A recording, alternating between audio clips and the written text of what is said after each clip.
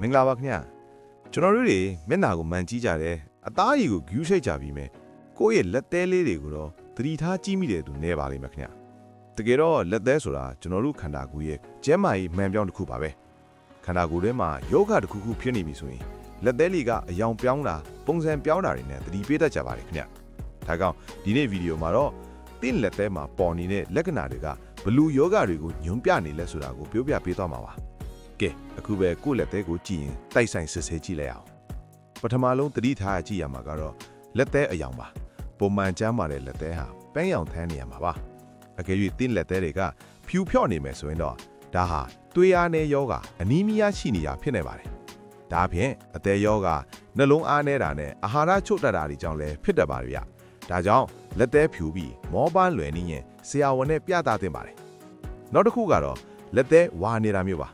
လက်သေးဝါရတဲ့အဓိကအကြောင်းရင်းကတော့မှုဆွဲခြင်းကြောင့်ဖြစ်ရရှိပါတယ်။မှုဆွဲတာကြားလာရင်လက်သေးကထူလာပြီးကြွတက်လာတတ်ပါတယ်ခင်ဗျ။ရှားပါတဲ့အခြေအနေတွေမှာတော့တိုင်ရယောဂအဆုံယောဂနဲ့စီးချိုယောဂတွေကြောင့်လည်းလက်သေးဝါတတ်ပါတယ်ခင်ဗျ။တကယ်လို့လက်သေးခွန်းအောက်ကအသားနေရာလေးတွေကပြာနှမ်းနေမယ်ဆိုရင်တော့ခန္ဓာကိုယ်ကအောက်ဆီဂျင်လုံလောက်စွာမရရှိဘူးလို့ဆိုလိုတာပါ။ဒါဟာအဆုံနဲ့ပတ်သက်တဲ့ပြဿနာဥပမာနမိုးနီးယားဒါမှမဟုတ်နှလုံးယောဂရှိနေနိုင်တဲ့လက္ခဏာထက်လို့လုံးဝမပေါ့စေတဲ့ပါဘူး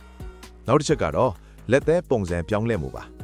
လက်သေးဟာအပေါ်ကိုခုံးမနေပဲဇွဲလိုမျိုးအလဲမှာခွတ်နေမယ်ရေတစ်စက်တင်လို့ရတဲ့အနေအထားဖြစ်နေမယ်ဆိုရင်တော့ဒါဟာထန်တက်ချွတ်ရတဲ့သွေးရတဲ့ယောဂ iron deficiency အနီးမီးယားဖြစ်ဖို့များပါတယ်ထန်တက်ပါတဲ့အစားအစာတွေပို့စားပြီးဖို့လိုရပါပြီ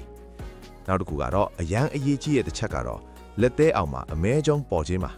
တကယ်လို့တဲ့လက်သေးအောင်မှာထိခိုက်မိထားတာမျိုးမရှိပဲဒေါင်းလိုက်အမဲရောင်သို့မဟုတ်အညောင်ရောင်အစင်းကြောင်းပေါ်လာမယ်ဆိုရင်ချက်ချင်းဆရာဝန်နဲ့ပြသင်ပါရဒါဟာ melanoma တို့ခေါ်တဲ့အရေးပြကင်ဆာရဲ့လက္ခဏာတစ်ခုဖြစ်နိုင်လို့ပါဒါပေမဲ့စိုးရိမ်မလွန်ပါနဲ့တချို့မှာတော့အယောင်ခွေစဲတွေစုကောင်းမှုကြောင့်လည်းဖြစ်တတ်ပါတယ်ဆရာဝန်နဲ့စစ်ဆေးတာအကောင်းဆုံးပါပဲနောက်ဆုံးတစ်ခုကတော့လက်သေးမျက်နှာပြင်မညီညာတာပါလက်သေးမျက်နှာပြင်မှာစူးနဲ့ထိုးထားသလိုအပေါက်ငယ်လေးတွေခြောင်ခွက်လေးတွေဖြစ်နေမယ်ဆိုရင်တော့ဒါဟာ psoriasis လို့ခေါ်တဲ့အရေးပြားယောဂဒါမှမဟုတ်အဆင့်အမြင့်ကြောင့်ယောဂတွေရဲ့အစာပြိုးလက္ခဏာဖြစ်တတ်ပါတယ်ခင်ဗျ။ကဲအခုပြောပြခဲ့တဲ့အချက်တွေထဲမှာကိုယ့်လက်သေးနဲ့တိုက်ဆိုင်နေတာမျိုးရှိလားဗျ။တခုမှချင်းတာက